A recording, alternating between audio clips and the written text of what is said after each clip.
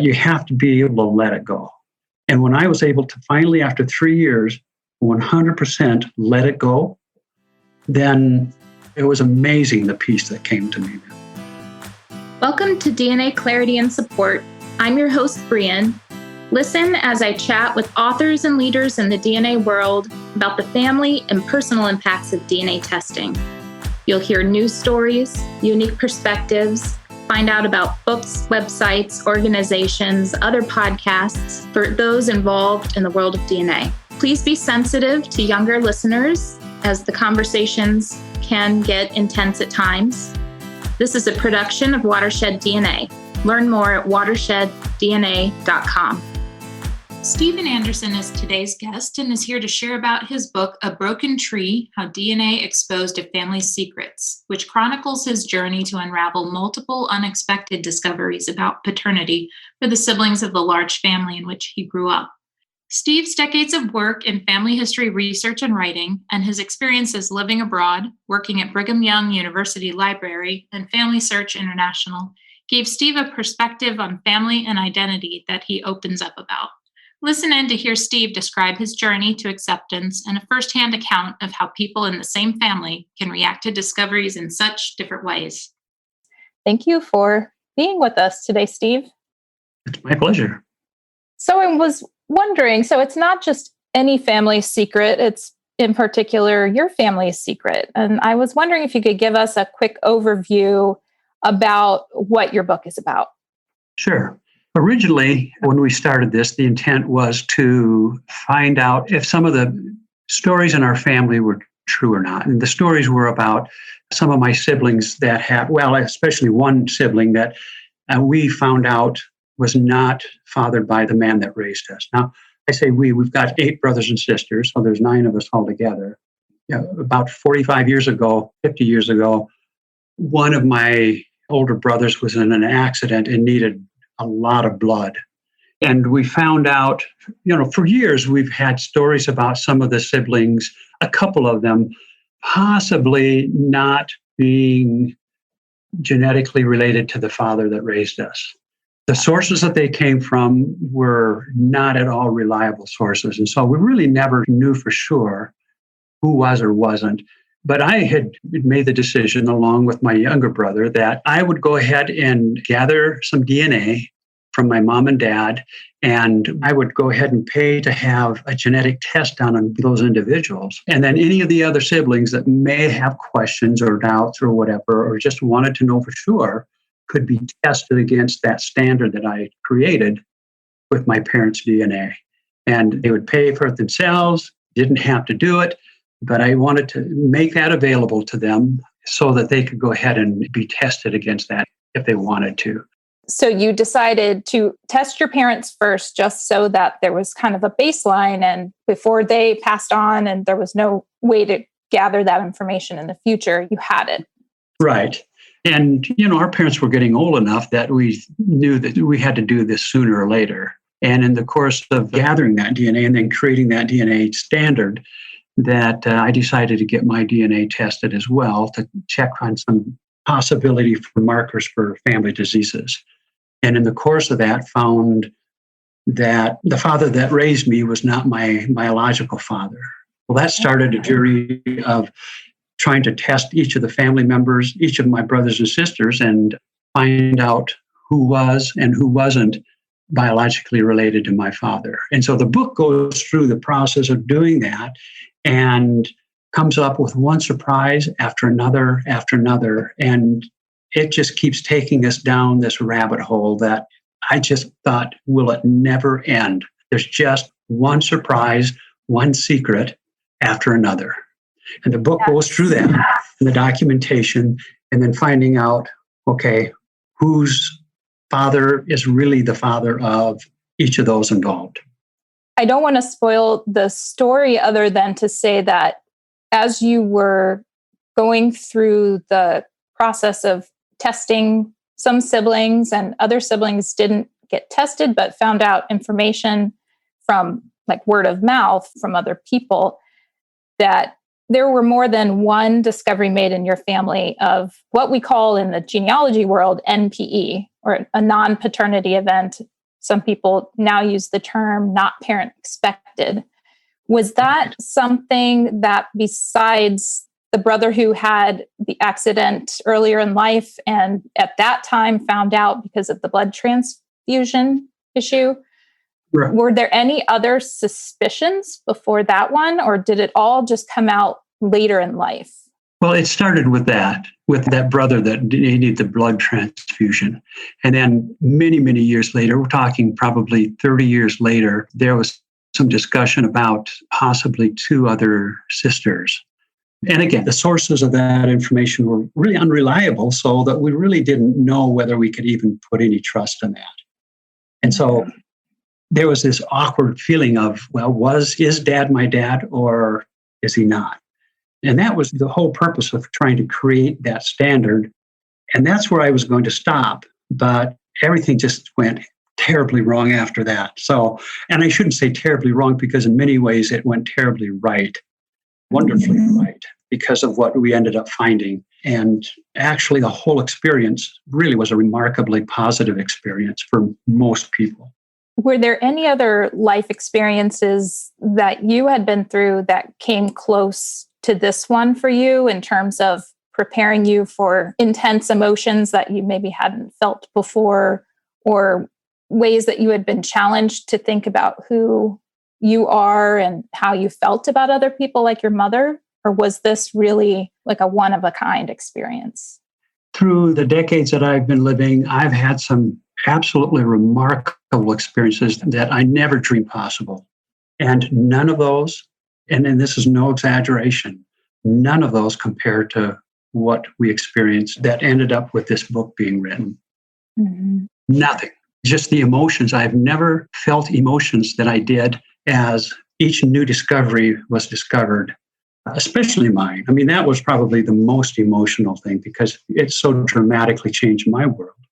As each other individual that came along, we discovered the truth about them. It just, there's nothing in our life that is ever, for mine or them, compared to this. I can't even imagine. As I was reading your book, it felt like it was a story that wanted to be told, and that you were chosen to share this message. Could you talk a little bit about that, like the driving force behind putting your family story down on paper like this? You know, this was a story I didn't want to write. The more I discovered it, the more I thought, I cannot tell the world this. I can't even tell my friends this. Because it really, you know, you look at it and I just think, wow, this is my family. I don't want to tell anybody this. And the more I did not want to do it, the more that this impression kept coming to me, Steve, you need to write this. You need to write it. It was a very emotional experience trying to put this on paper. Now, as I was going through this journey of discovery, from beginning to end, the actual journey of who belongs to who took about 3 years. My way of dealing with the emotions was to write. And so I've got, a journal dedicated to recording what I did, the process, who was involved, and my feelings or their feelings as we went through this. So I had a lot of that book already written as far as the resource material. The writing of it, to me, was very therapeutic because it helped me put it all in order. But an interesting thing with my younger sister, with each discovery, I would call her and talk with her, and we would kind of bat stuff back and forth. And each individual story was really quite fascinating, and she really enjoyed this. But when I gave her the first draft to read, she called me back and said, Steve, I hated this. And my first impression was, I guess I'm not a good writer. And she said, no, it's not the writing. She says, I've just never had the whole story in one narrative. And after reading it, I cried because the emotions of the whole thing were just so powerful. And I guess they brought back memories and doubts about who she really was, as far as an individual, a person, and she hated it. Part of me, as I read it and reread it, it's like, oh, I don't like this. This isn't fun. But it's a story that would not let me let it go until it was done. And I get now, several years later, the feeling is, okay, there's somebody out there or people out there who need to read the story. If for no other reason, then they can know that at least there's somebody in this world whose NPE experience is worse than theirs.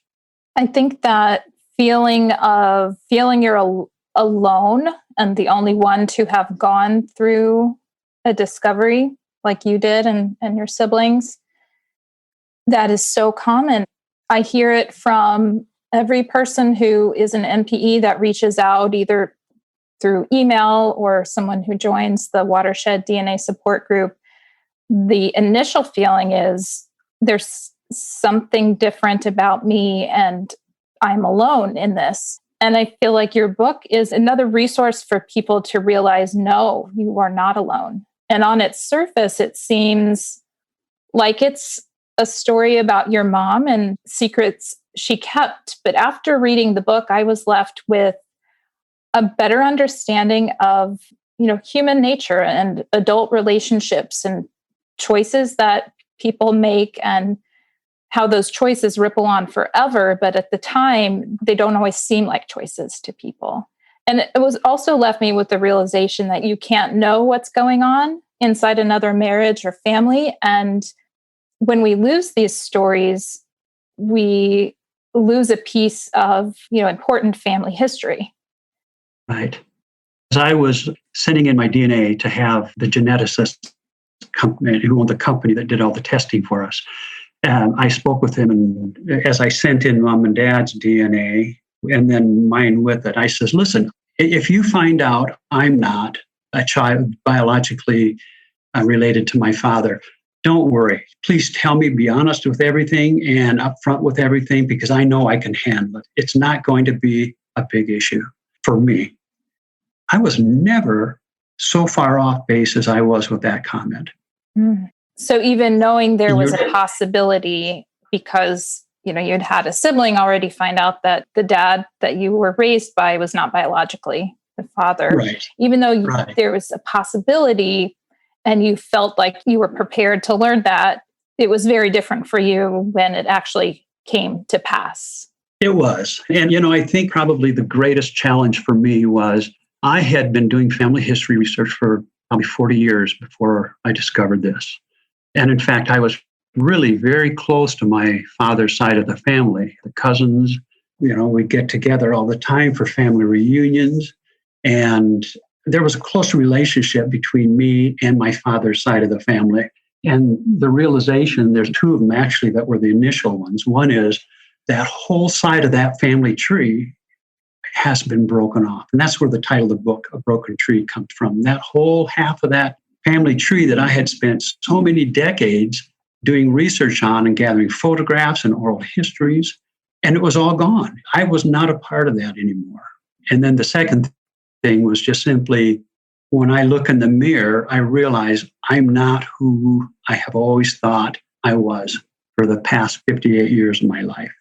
People can tell you how you would feel or how you should feel, but until you're actually in that spot, you just don't know what's going on, what were the feelings that are going to come up. And like I say, there were feelings that came to me during this process that I just sat back and thought, I have never felt feelings like this. I didn't even know they existed. And now I understand when I read all of these entries, all of these posts on the NPE Friends site. Now I understand what these people are going through. And it's not that they're being dramatic. It's that they're going through an incredible identity crisis. And it's very painful. Identity crisis, I've heard that used. I've also heard the term identity disruption, where an NPE, which is the name of the discovery, but it's also the term used to describe the person who learns that one or both parents are not biologically their parents. The identity disruption is followed by almost a type of grief that can't really be compared to other types of grief because it's not openly acknowledged or recognized by society. So not only is there disruption in your identity and you have to start to rebuild what that identity is for you, but also you're doing that without the recognition of people around you, how difficult that is. That's a good point because, I've always thought of it as the 4 or 5 levels of grief after losing somebody. And indeed, it follows that pattern very well. But it is something that is very different in that most people, whether it's a friend or a family member or whatever, lose that person and go through those stages. Whereas when you lose a part of your identity, you're never getting that back because you've realized it is irretrievable. You can never recreate it. You simply have to learn to adapt to the new you. Yeah. How long did it take for you after, you got that phone call from Jack to the point where you felt like you had your feet underneath you again? Was it a matter of days or weeks or months? Longer? 3 years. 3 years. I'm a person who easily forgives. I really am. But it took 3 years. And in fact, before then, I told myself, I forgive Mom. I forgive, I don't know what happened in there. And in fact, after the book was written and out and dispersed, my cousins ended up getting copies of it. And I was really afraid of them getting it, but they got it. They called me and were so thankful that I had written that book. And we found out that something had happened to their mothers. Their mothers were the sisters of my mother. And their mothers went through the same thing. Every one of those kids in their families were conceived by other men. And so, there's I don't know what happened. It took a shorter amount of time to let go of that. At the end of 3 years, I finally came to a point to where I was fine with who I was and could move on and not have this bother me when I saw myself in the mirror. I've got a sister who she will never forgive. She doesn't even refer to our mother as Mom anymore. It's Diane and Linda and not Mom. And so I've got a brother who just says, I want nothing to do with this. I don't even talk about it. So it's going to take them their life before they, and maybe into the next life before they can let go of it. Some of your siblings have decided to identify the biological family they're related to and reach out or connect with them, and some have not. What are your thoughts on the differences between that? Do you attribute that to personality differences or the age in life or stage in life they were when they found out? What do you think is the difference from sibling to sibling in your family? Well, what I've noticed, and I looked for a trend in that, and I noticed at this point, I have reached out, made contact with my biological family. That was an interesting experience. At this point, one sister was just delighted to find out. And all of their cousins, which are my half cousins, they just embrace me and they love having a new family member. But my half siblings, all of them but that one sister, want nothing to do with this. And then the sister that was the very last to know, and the one that will not even refer to her mom as Mom anymore, I found her father, and he had a daughter, and we made contact with the daughter, and there's a good relationship between my sister and her half-sister. The rest of them, because of the town we grew up in, they know who their half-siblings are, and they really, at this point, would rather not try to make contact or even let them know. They know them because they went to school with them. They know them, and they're familiar with them, and at this point, they really don't want to let them know that they're half-siblings. Understood. Have you learned anything more about the biological families of you or your siblings since your book was published? Or is everything still pretty current to when your book went to print? At the end of the book, we really had not made any contact with anybody. My younger brother that helped me to get started with this, he was the one that actually had gathered the DNA samples from our parents. We found out that he and I are from the same biological father. And so we have reached out. And then again, this Diane, my older sister Diane, who was the last to find out, has reached out. And then the other ones don't really want to. They have no interest in it. Keep in mind, I'm number 7 out of the 9, and my younger brother that helped me is number 8. And the older sisters, they're part of another generation that grew up in the 40s. And this was the kind of thing you don't talk about. You don't reach out and try to make those connections. And as far as they're concerned, at this point in their life, in their 70s, and just getting close to their 80s, they're figuring that, hey, why start this now? This late in life, it's just going to cause them problems and grief. Let's not go there. So that's where we're at. But we know who all the fathers are. They're all passed away. And then all of their wives are passed away. And now it's just children and children. If there's one big lesson, I guess you could say that you learned from the experience and you would want to pass that along to other people who find themselves in the same situation of discovering that they're an NPE, what would you want that first message to be, having been through it yourself? There's actually 2, and I'll give you the second one first. And that is, be careful what questions you ask because you may not like what you find out. And I say that tongue in cheek, but honestly, if you think that there's some hidden skeletons in the closet, make sure you really want to know the answer. Make sure that you can live with what you find out because you can't put them back in once you discover them. Probably the first thing, having gone through all of this, the interaction with the half siblings and other siblings, is the power of forgiveness.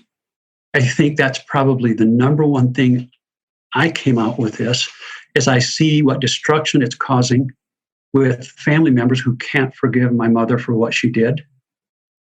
As far as they're concerned, it doesn't matter if there was abuse that took place, if there's psychological problems, or whatever the reason might be, they don't even want to try to forgive, and it's eating them up. It's destroying their own family relations at this point. And I think that, I see this with all these people who write and put in their comments on the NPE Friends and Family website, the issue of forgiveness, the terrible pain they're carrying with them until they can resolve this. And I think that it will never be resolved if they can't forgive. And if they can't forgive and forget, that doesn't mean you have to like the person. That doesn't mean that you have to say it's okay that what happened, but you have to be able to let it go. And when I was able to finally, after 3 years, 100% let it go, then it was amazing the peace that came to me then. And it's been probably 8 years now since the first discovery. And, life is good again. Oh, so the forgiveness, it's really for you. It's not for your mother or any other person. Yeah. Right. Now, other people can benefit by being able to forgive and, especially if they want you to and want to reach out to you, they'll benefit from it. But really, it's finding peace within yourself. You won't find it until you can say, I forgive you for what you've done. You don't even have to tell them. You can just say it. I forgive him or her for what's happened and move on with it. Because your life will never be the same. I mean, you're never going to be able to go back and be the person you were before you made the discovery. So you may as well make the road ahead as easy as possible to travel. Wow.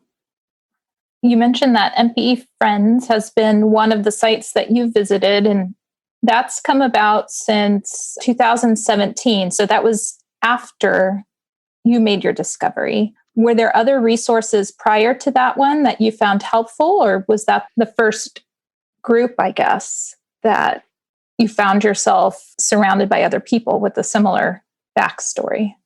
At that time, I went on the internet and tried to find out what other kind of resources there were. And there were a few of them, but there really wasn't a place that I really liked that I could go to and just tell my story.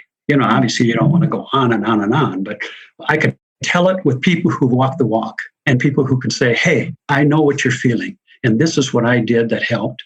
Or I know what you're feeling, and I agree. Be angry. Be angry for as long as you need to. And that's where I was first told, listen, you need to forgive. Work it out. Take the time you need, but you need to let go of this. It's some time.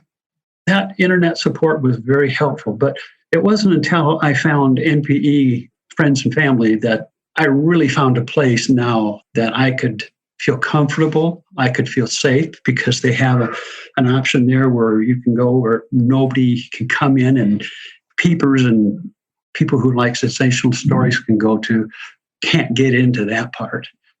And so I felt safe. I think Catherine St. Clair just a wonderful job. I called her and talked with her, and she was so supportive and so helpful. And then Rebecca Drumsta, she was so good and so helpful in just making me feel like, okay, here's a guy who just needs somebody to say, you're still okay. And so that was helpful. Before 1970, before that first year, I suppose, that I was looking on there, until I found NPE group, there really wasn't any spot or site that I felt like I wanted to come back to. I was intrigued with your site because, I thought, wow, there's a lady who actually deals with people like this. I'll bet you she's got a lot of business. I almost called you. You should have. Almost. You should have. I know I should have. I wish I would have now. Right. And since I started doing my work through Watershed DNA, that was 2016.